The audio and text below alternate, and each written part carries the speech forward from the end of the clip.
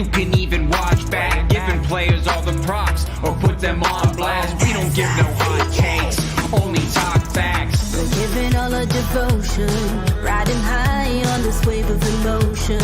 Going all out, yeah, cause this is our time. No, ain't no stopping us till we reach the finish line. All in, we came here to win. We're gonna give everything. S-I-C-K on the run.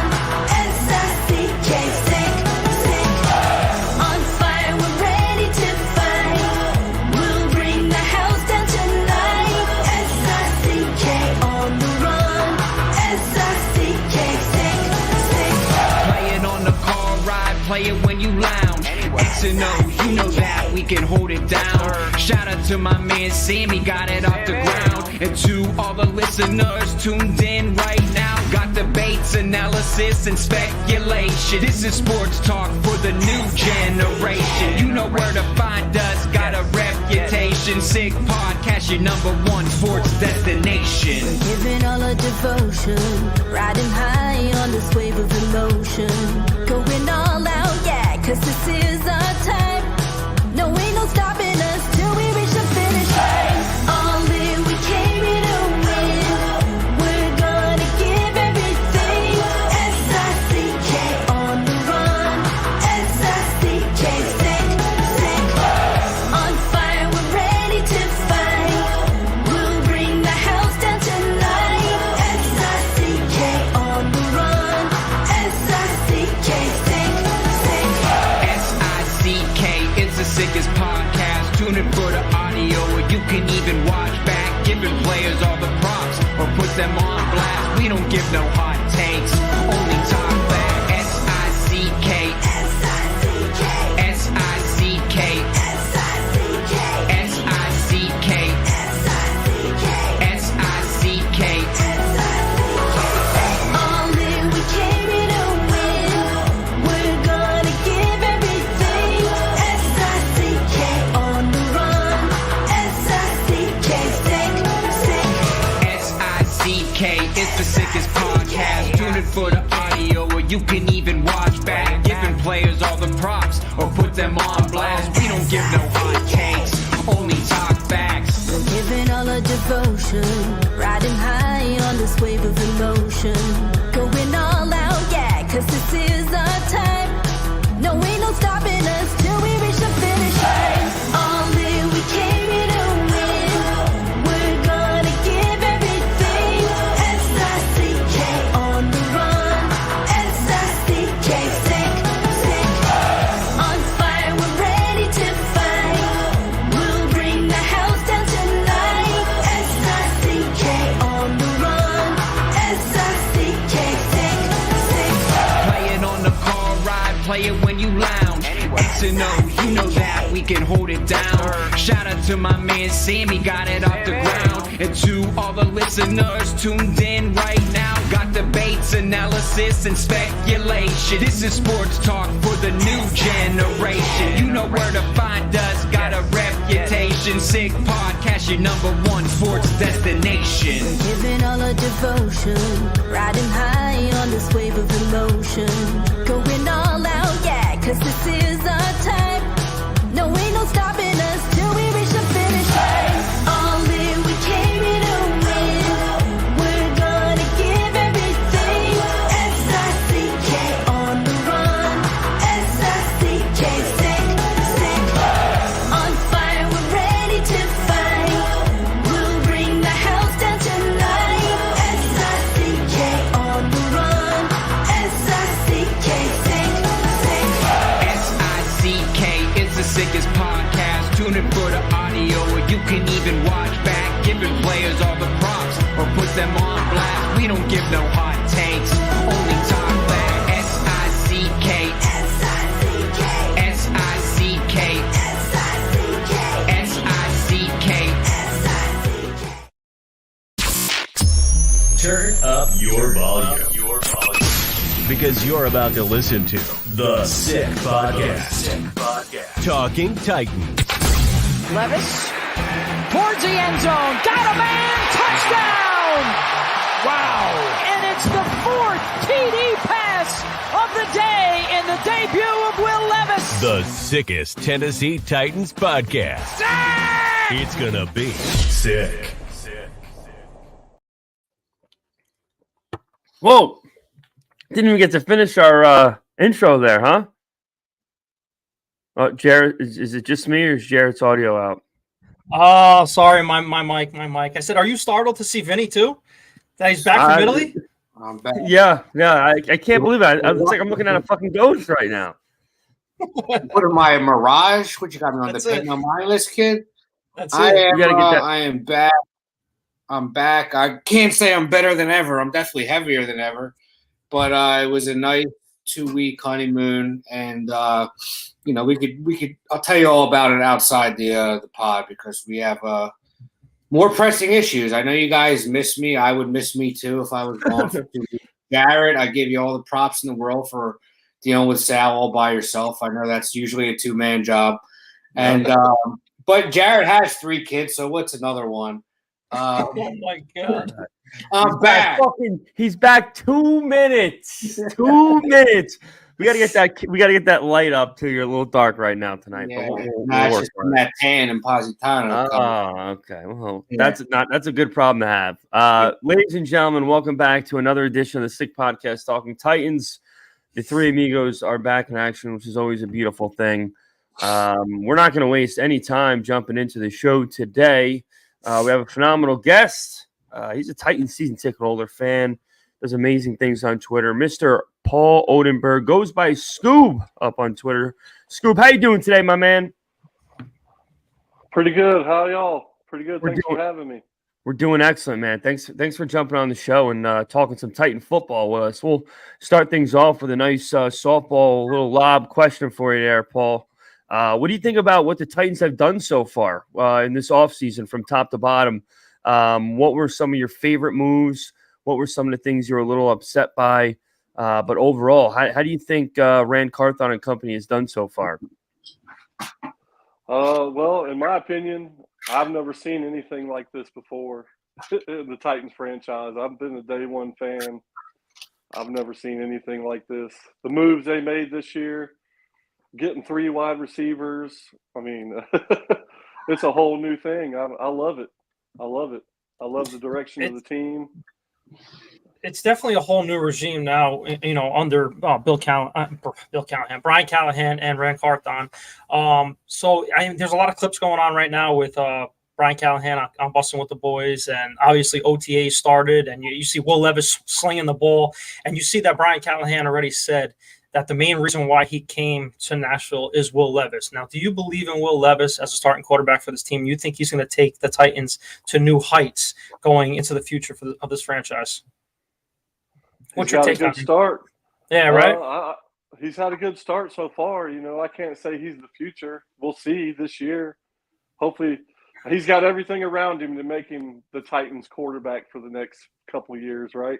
They set him up to win, so I believe in him. Yes, I do. I think he's got what it takes. I'm excited. I really like Will Levis. If the offensive line holds up, and it's going to be a fun game. It's going to be fun this year. Speaking of that offensive line, Scoob, I want your opinion on, from all the way from left to right, how you think it'll shake out and what it looks like by week 1. The right side's more of a question mark at the moment, but from left to right, name your 5 offensive linemen for the 2024 Tennessee Titans. Oh, you want me to name my starters? All right. Let's go with Lathan at left, Skoronski, left guard. Then we'll have the new center. I think Brunskill is going to be the guard on the right side. Yeah, I don't see a problem. On right tackle, I think it could be NPF or Radens. I think they both can. I think it might be NPF though, but I tell you one thing: I know the left side will beat the right side in the tug of war match. That's for sure. That's definitely a lot of weight on that side of the ball for sure. Scoob, you're a season ticket holder, and obviously we've gotten a lot of news over the last couple of days that the building of the new stadium might be, coming a little quicker than a lot of us originally thought. as a season ticket holder, what are you looking forward to most about a new establishment for the Titans to play football, and what do you think you're going to miss the most about the old Nissan Stadium? Man, that's a good question because I love an outdoor stadium. I'm going to miss that the most probably, but I understand why they're doing the indoor stadium. But they did say they're going to have windows that open, so that'll be cool. But I'm excited. I'm in the third wave of getting to pick my seat, so I got to wait till next summer. But it's going to be fun. Like I said, I'm very excited. WrestleMania is supposed to be one of the first things. I can't wait to go to that. Yeah. But I am going to miss Nissan Stadium, though, because I've been to the games since the beginning when it was Adelphia Coliseum. And it's a lot of memories. So it's going to be happy and sad when that happens. So speaking of memories now, since you're a lifelong Titan fan as well, what is your favorite Titans memory that you had so far? Man, like I said the other day, 2 seasons ago, when we had that really cold game and they delayed it an hour, I had like 9 of my family members there. We were freezing our butts off. We got there at 9 o'clock. They postponed the game an hour. We were out there for 3 hours freezing, but that was and we won. So that was probably my favorite game. Jeez. Yeah. Now let me ask you, Scoob, and I want you to be realistic. Your non-biased opinion. Yes, sir. All things considered, with what we did in the draft, what we did in free agency, our new staff, what do you feel like the ceiling for this team is? And of course, the schedule came out too, so we have a better idea who we're playing and when we're playing them. Without being biased, do your best to give me your ceiling and then what you think, not to sound pessimistic, worst case scenario, what you think our floor might be. Well, I went through the schedule myself, and I believe we can win 10 games. I feel like that's the ceiling. But we could also win 6 games, you know. It depends on a lot of things. Everybody clicks. But I really see us winning 10 games, and that's us going 500 in the division because we always go 500 in the division. So nice little split. It's not bad. Yeah, I mean, so I got us around 10 games winning. If everything clicks, I hope it's more. I want to go 17-0. You know, of course. Yeah, that would be the plan. But I feel like 10 games is fair. Yeah, I think 10 games would be enough to maybe not win us that division. You never know, but should be enough to battle for that last wild card spot. And I tend to agree. I don't think we'll win less than 6 games, considering we won 6 last year, and it seems like we got significantly better in the offseason and the draft. And you never know in the NFL. I've said it time and time again. You could, the margin between 5-12 and 12-5 is this much. The Eagles were 7-9 the year before they won the Super Bowl. The Bengals, I think, were 5-11 the year before they went to the Super Bowl. So you could turn it around fast in the offseason if you do it correctly. And it seems like they took the right steps in doing that. So I tend to agree with you on that front. And another thing that I really like is having 5 division games out of the last 7. That's going to be the decider of the whole season. Yeah, and that could be brutal for us too, because 2 of the last 3 are away, so that could hurt us. Yeah, I know. That's a huge. To me, that's the biggest part of the schedule is that 7-game stretch right there. Yeah, I don't really like that part. Dictate everything. That part of the schedule is going to be tough because division games, no matter what the division is, are usually hard-fought games. And to have 5 of the last 7 games be division games, I think can wear on any team, especially a young team like us that hasn't played together really is a little inexperienced. But we'll see. You could rise to the occasion as well using our division rival Houston Texans as an example from last year. Everyone was down on them. I don't think any national media outlet had them winning any more than 4 or 5, maybe 6 games, and they were a game away from the AFC title game. So, we'll see. Like I said, it's the NFL and it's any given Sunday, and anything could happen. So, Paul, I want to ask you, since when everybody goes into Nissan Stadium, they always see like fans dress up in certain sections. You have an authentic way of going into the stadium with your gear on. So, what is all that costume that you go to the game on Sundays with? What does that symbolize for you right there? You know, I feel like when I put this on, I become a warrior for the team. I'm ready to battle. They could tell me to run out there, and I'll run out there. You know, I've been wanting to make an outfit for so many years, just because it's something that I always wanted to do, and it took me forever to figure out what I wanted to do. And me and my daughter kind of came up with it a little bit, and a couple of my buddies. So I did the jumpsuit and Mr. Titan Oiler, you know, James, he's the one that painted my mask. I drew him a crappy picture, and he painted my mask up for me and did that pretty good. But yeah, I love it. I feel like a totally different person when I'm in my uniform, and it's fun taking pictures with the fans, and being a super fan's pretty cool. I was going to say, how well known are you in that stadium? I mean, do you get stopped for pictures, and you know, are you? Yeah, I mean, I'm building it up. You know what I'm saying? I'm building it up. I sometimes I average 10 to 12 pictures a game. You know, one time my son said, "Dad, I feel like your manager, not your son." So it just depends. Some games are more than others, but when I went to Indianapolis, I took a lot of pictures with people, and when I went to Kansas City, I took a lot of pictures with people. It was real fun. Awesome. My last question for you, Scoob. Are you going to be rooting for Derrick Henry to have a really good statistical year this year with the Baltimore Ravens? That's my last question for you. Who? There you go. That's a great answer. You know, That's a great answer. Oh, man. Like I said, I'm an original Titans fan, so anything Ravens, you know, I'm not a Ravens fan. I love Derrick. I love Derrick to death, and I wish him the best, but Ravens, I can't do it. It's a great answer. It's just, you know, but it wasn't as bad as the Steve McNair, but it was real close. Yeah, definitely was real close. And we don't refer them as the Ravens; they are forever the Ratbirds. Yes, the Ratbirds. I'm just trying to be a little polite. There you go.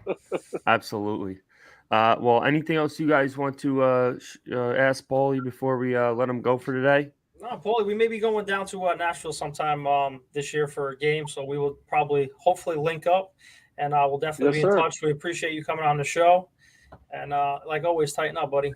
Absolutely. Can I ask y'all one question before I leave? Absolutely. All right, because I've been wanting to ask a few people. If we took everybody that we have right now and we put them on any other team, do you think the media hype would be what it is that the Titans don't get multiplied by 10? No, but I will tell you what. If you threw a quarterback of the likes of maybe Herbert, Lamar, Burrow on this team, they'd be talking Super Bowl. Yeah. That's how much disrespect I think the league has for Will Levis at the moment. I tend to agree with that, Vin. I could see that, but going like taking this whole team out of Nashville and going to like Kansas City or something, maybe possibly, I don't know, but I like being quiet. I like being under the radar. I used to be that pissed off young fan that says, "Oh man, fuck these guys. They don't know what the hell they're talking about." You know, my team is, and I'm sitting there now like, all right, I see the build that they got three really good wide receivers. They got Treylon Burks, could be an excellent fourth. Who knows if he turns things around? We have an excellent secondary, who I still believe that Justin Simmons is definitely getting added to this secondary. And our defense, the defensive line is going to be strong. And there's question marks around a linebacker position, but sky's the limit for this offense. Like I said, I have them at 11 games winning and possibly winning the division. So everybody can fight me on that. I don't care. But I like being the underdog in that situation. Yeah, exactly. I agree 100%. Well, I appreciate you having me, fellas. Tighten up. Absolutely. All right. Thanks, Paul. Absolutely. Appreciate it, man. Thank you so much. Yes, sir. Had a blast. Thank you, fellas. You got it. Yes, That's sir. going to be Scoob. You can find Scoob on Twitter at Paul Oldenburg 11. Yeah, he's a Titan season ticket holder, doing the Lord's work for us down there in Tennessee. I just wonder sometimes when people from the South hear the way we talk, do they sound as different to us as we sound to them? Oh, absolutely. You know what I mean? Like, to me, that was the thickest Southern accent I ever heard. That was like him and Titan Rossi. Yeah, but to him, I'm sure we sound absolutely outrageous as well. Oh yeah, we sound illiterate to them. Absolutely, 100%. But yeah, obviously, Scoob, thanks for joining in. It was a pleasure to have. We're gonna try to have more fans on throughout the off season here. I know quite a couple that would have been waiting and definitely need to get their turn. So we'll definitely do more of that moving forward. But yeah, guys, we're back. The three of us are back. Vin, since you've been gone, I mean, what have we missed? Vin's opinion on since he's left? Tyler Boyd. Yes, absolutely. I wanted to give myself one of these because I said when free agency started, although I did get the number a little wrong, I said I think Tyler Boyd would be a phenomenal addition to this team because you can get him at a reasonable price. He's a veteran receiver. And not only did I think I wanted him for the fact that we can get him at a reasonable price and he's a proven solid number 3 receiver in this league, I also wanted, and I brought this up when we talked about Jarrett's boy T. Higgins, adding a Cincinnati Bengal receiver to this team with Brian Callahan will better help Will Levis understand its new offense tenfold. I think it is as important as it is that we added a third receiver, no disrespect to Treylon Burks, a third receiver who's proven himself in this league. I think it's just as important that we added him to help Will Levis learn this offense. So you combine the fact that we have a veteran receiver who's going to be huge for his growth that he's already played with in DeAndre Hopkins. You added another 29-year-old, 25-year-old on paper receiver in Calvin Ridley. Now you added another receiver who's familiar with the offense that will be implemented. I think the way they are doing this around Will Levis is the way it has to be done. And I think this is the blueprint for how you get a young quarterback to sustain his success off of his rookie year. Yeah, absolutely. I mean, there's so many benefits to having Boyd on the squad. And you already heard Levis at the interview or at the podium talk about how, he wants to start picking Tyler's brain because he knows, he knows that Tyler already has an idea of how Brian's mind works, and the more knowledge that he can obtain, the better moving forward. So, and Tyler Boyd is obviously 100% total professional. So you can't miss out on that either. It's an excellent signing. And I think, again, I said this the other day when I was in Maine, it completes this team. It really does. It was really the last piece. We needed just a smidge more depth at wide receiver to complete this whole puzzle. Obviously, there's some defensive positions that we could get a little bit more structure with, but for the most part, I think we're all systems go. And you look at it from afar, kind of like Paul said, it's about as great and opportunistic of an off season as you can find.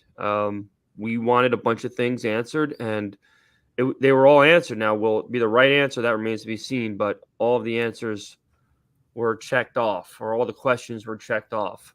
And that's a beautiful thing, because we've went through many off seasons where we're going into week one again thinking, did we do enough here? Did we do enough there? We did our fair share. Just got to make sure these guys play up to their level that we're hoping they were going to play, and then all the stars should align. And I think this really will help take the pressure off of Treylon Burks because, he doesn't have to worry about being the number 2 or even the number 3 receiver. And I also think this frees up Brian Callahan to use him in much more creative ways. You know what I mean? I'd like to see him return kicks. Let's see your speed and your size, dude. Return punts. I don't know. Do something. You could use him to so much more create motions. What's that? Motions. He could be like the Deebo Samuel for our offense. Exactly. So you could just get so creative with him now that you don't, you have your 1, 2, and 3 receiver. I think this is going to pay dividends for Chig as well. I don't know if you guys spoke about that at all in the last few podcasts. But one thing, because the last pod I was on was the night we drafted Latham. I wasn't on when you guys spoke with Tic Tac Titans about our second round pick, Tavondre Sweat. I was on the record saying that I thought it would be a bad idea having someone who seems that he's a little socially immature, considering the trouble he got into leading up to the draft, and now he's in a market in Nashville where it's one of the biggest, party cities in the country right now, destination spot for bachelor parties, bachelorette parties, just having a weekend with your boys. It's just, to me, it was maybe too much for him to handle, and I guess that's yet to be seen. I do love the fact that we're putting him next to Jeff Simmons, and if all goes well, I think it'll work out. But I didn't listen to the podcast. I, of course, was in Italy. But how do you guys feel about the Sweat pick? And I know Tic Tac was totally against it. Did he seem like he warmed up to it when he spoke to you guys about it? So tell me about that, how that went. Good, Jarett. So, like I said, leading up to the draft, I had a feeling. I mocked him several times to us. Sweat, a big body defensive lineman. Obviously, a people mover too. He clogs space, but his pass rush is slept on a little bit. He was awarded the best interior defensive lineman in college football. And when you throw on the tape with him, people say, he takes plays off. Granted, okay, he does take plays off. He's 360 pounds. For Christ's sakes. I mean, if he's standing there and he's clogging up two holes and it's filling, it's creating a stunt where Harold Landry can get in free or Murphy can get in free. He's doing his job on that. But I love it. I understand, like, the kid made a mistake. Rand Carthon said the night after they brought him in, right after the arrest, he owned it. He accepted it. And to me, that when everyone was saying we needed to trade back, including myself and everybody on the podcast and everybody listening, we needed to trade back in the second round for additional picks to get picks in the third, possibly in the fourth, yada, yada, yada. They went down and flew to him prior to the week prior. So they knew that was their guy. That was their defensive lineman targeted in the second round that they weren't moving for. So they did their homework and extensive homework on him. So I trust in Rand Carthon and Brian Callahan and Denard Wilson now to move forward with this guy. He looks like he has his head on right. Every single interview you see him busting his ass at practice. Before he got to Nashville, he was busting his ass for his weight. I guess they gave him an ultimatum that they wanted to play at 355, 350. I'm okay with it because he has a guy now, like you said, in Jeff Simmons, who's right next to him, who has a locker right next to him to mentor him. Because Jeff, he had his little off-field issue prior to getting drafted too, but it was nothing like this. Okay. So Jeff can mentor him and he could be his best friend. And if those two collide, they could be one of the best 1-2 tandems for the defensive lineman in the NFL, in my opinion. Yeah. I mean, if you're talking about size and strength, it's possible, of course. Listen, I watched him at camp already. It looks like he's already, it seems more invested than that other gigantic bust that we had, who was also a very large guy. Obviously completely different positions, but when you draft dudes that seem a little bit, socially eccentric, you have flashbacks to that. I personally, in my gut, I just have a weird feeling he's not going to live up to what our hopes are. I hope I'm wrong. I don't think it's going to completely flip our season. That's the good news. But we'll see. We'll see how it shapes up. I think our best chance is going to, like we've said, the fact that Jeff's going to be there. I think he's going to be like a big brother to him. And he's going to have to be because, we need another big body up front to get after the quarterback and to clock the middle of the run game. It was a giant need, and Sweat was the guy we drafted to fulfill that need. So time will tell. But he's enormous. That's the one thing about it you can't move away from. He's going to be the biggest guy in the field almost every snap. So what I worry about is I think he has the ability, and I think it's probably not even fair for me to say this because I'm sure it goes for a lot of players. I'm curious to see what he's going to be like when things aren't going his way, when maybe he's not playing as much as he thought he would, when we are maybe losing a little bit, knock on wood. I'm just saying, whatever it may be, I'm curious to see how he reacts when things aren't going his way. Because the guy of his past, the media, I don't need to say his name, who he is in the media. He's going to ask tough questions. He pokes and he pries. And I think I'm curious to see how he reacts to, negativity when things aren't going his way. Whether it's in the locker room, with the team, with the press. I'm curious to see what his maturity is like when things aren't going his way, because that really is the telltale sign of, how mature you really are, because we're all happy when things are going our way, but how do you handle adversity? You know what I mean? When things aren't going your way. This is a young team. We're, of course, all cautiously optimistic, but we have to be realistic as well. We might not, beat the brakes off, the league this year. We might be competitive, but he just came from a team that was in the college playoff. Am I wrong? Yeah. Texas, So he's used to having sustained success. So we'll see what it's like for him when he comes into the league and, faces a little bit of adversity. And I think that will be a telltale sign of, what kind of player he really will be and how mature he actually really is. If that's fair for me to say. Yeah, of course. Absolutely. Jarett? No, like I said, I set my stance on Tre'Davious Sweat.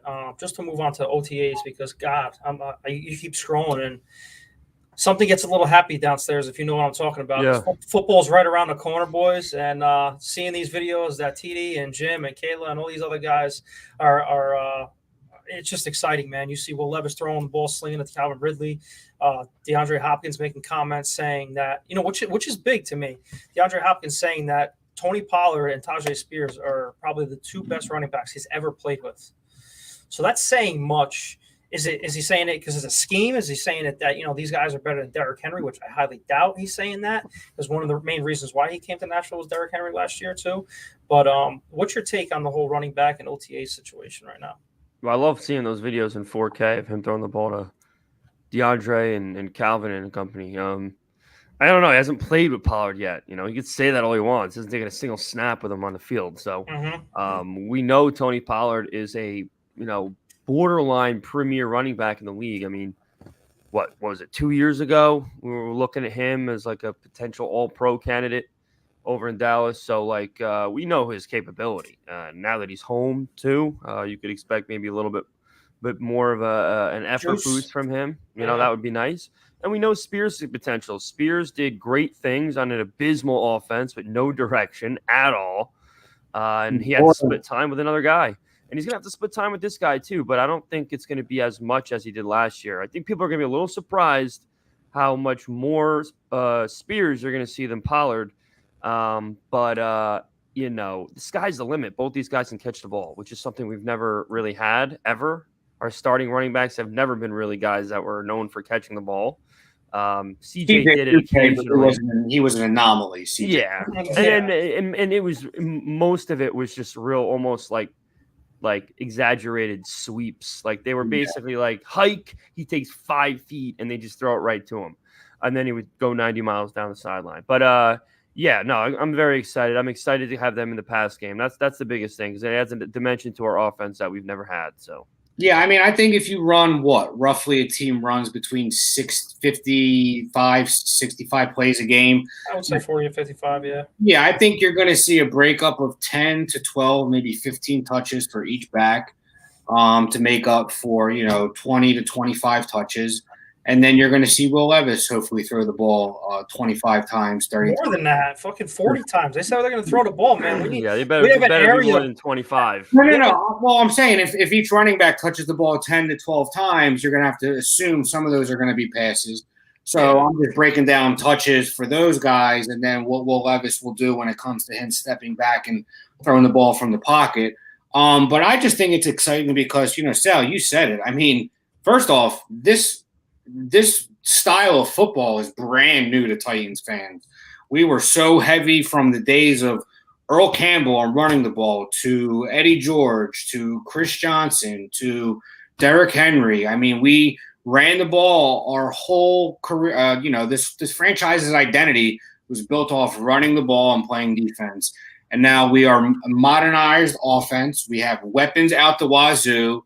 We have 2 backs. We have 4 receivers. We'll say 3.5 receivers, really, depending what we get out of Treylon Burks. A tight end who showed flashes in his rookie year, played decent last year, struggled with drops, but we know the potential's there. So I just think it's exciting that not only do we have 2 backs that, are unlike any other back we kind of really had, the whole offense in general is like nothing we've ever seen from our favorite team. We've seen other teams do this, but we have never seen Tennessee Titans football the way it's going to be in 2024, and I'm more than excited for it. So, absolutely. We're getting it. The warm weather's coming. When the warm weather comes, it's almost time. It really is, and I can't believe it. It feels like, that Jaguar game was 10 minutes ago, and here we are. We're getting close to preseason. But we'll have to see how things shake up. Hopefully, we get to see more and more content throughout the coming weeks of Levis throwing the ball, Levis looking good, and all the guys meshing. Because that's one thing that I've seem to have seen throughout all these videos that are being shown. It looks like everybody's clicking, everybody's getting along. It seems like the message that the coaches are putting out, everyone's buying into. And that's it. This is the beginning of hopefully a long stretch of Titans football that we're going to be real proud of. And it's a beautiful thing. So go ahead, Jarett. Do you think, speaking of that, before we head out of here, I want to get Vinny's opinion on that. With the safety position so far, we have cap space. Do you think they're going to sign the veteran safety, whether it be Marcus May, Justin Simmons, to team alongside Amani Hooker? Because I wholeheartedly don't believe that the defensive staff is all in on Molden. And I think if he brings that leadership on the back end with Snead and Awuzie, I think this defense is going to take another step and a huge leap if we sign that guy to a 1-year deal, $9 million, like a kind of like a prove it. I mean, if you get a guy like that for $9 million and they're all in on this rookie deal, Will Levis, shit, why can't we do what the Bengals did when they had that push? Like I keep saying, if they're all in on this. No, I'm with you. I think they have to. For the sole fact too that even if they were confident with Molden at the safety position, which he hasn't played, I don't know if he played it in high school or at all in college. I know he has it in the NFL. But say you're confident with him, okay, well, where's your depth behind him? So not only do I think you need to bring in another safety to potentially start opposite of Hooker, I think you need to bring in another safety because you have no depth at that position. I know my brother-in-law and a lot of other Titans fans were big. My brother-in-law is not a Titans fan, but my brother-in-law was a big college football fan and loves the safety we took out of Miami, I think in the 6th or 7th round. Yeah, just massive human being. I know a lot of other Titans fans were excited about him. Those players, they're if you get a starter in the 5th, 6th, 7th round, they're diamonds in the rough. You really can't count on that. So who knows how they feel about their players internally. But either way, I think you bring in – I think Simmons is their guy. I think the Titans probably have a number, and his agent or him are, looking around getting the best deal possible. But I think – what do they still have, Jarett? You're a salary cap guy. $40 million left to spend? They're around 33 to 40. Yeah. I don't know the exact number right now. Yeah, I mean, listen, I would pay him $10 million, $11 million. Where else are you going to spend that money? You know what I mean? Well, you got the trade deadline, which I think this year they're going to be very active in. If things go the way I think they're going to go. We'll see. But, yeah, I think, Jarett, to answer your question, we need to bring in somebody for the fact that, one, we don't have another proven safety. And if they think they have an option internally, we still need depth at that position. Because let's not forget, Hooker's been banged up as well. You are one shot away from having 0 starting safety. So has Molden. So exactly. So I think you have to bring somebody in. We'll see who it is. I would love if it was Simmons or May. We'll see. But this front office has done nothing but, make us believe that they're going to make the right decision. It seems like they've gotten everything right so far. We were abysmal last year at so many different positions on the offensive line, especially. And I think the fact that we won 6 games was a kind of a win for us and a win for Rand Carthon. He hit on his first 3 picks, Skoronski, Tajay Spears, and Will Levis. So whatever he does, I have to believe that it's going to be the correct decision.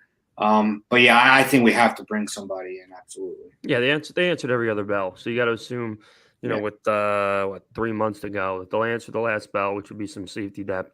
And obviously, every day that was wrong was the tackle that we brought in from Philly, and it was a bust. but he also protected himself in the sense that we were able to get out of that deal after 1 year. So, they took a shot on that. It didn't work out. But anything other than that, I mean, I think he's proved, he's earned our trust. Oh, yeah, absolutely. He's absolutely earned our trust. And then you find out what he had to put up with the year prior, which clearly wasn't an ideal situation for a first-time GM in his first year. Obviously, it's almost official at this point that Mike Vrabel was not making his job too easy. So, like I said, he made a comment.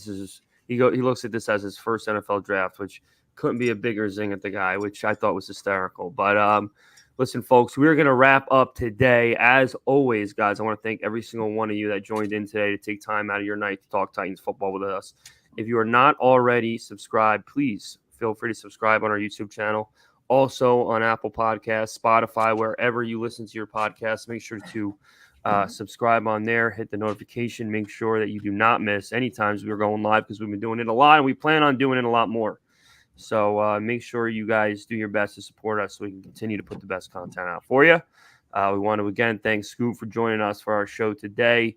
And we'll certainly be back next week and have some more stuff to talk about and do our favorite thing, and that's talking Titan football. So hope everyone has a phenomenal rest of their night. And as always, tighten up. Shane, you know what to do. Send us out. Arrivederci. And that's a wrap. Hope you don't miss us too much until next time. Follow the Sick Podcast Talking Titans on YouTube, Instagram, Facebook, Google Play, and Apple Podcasts.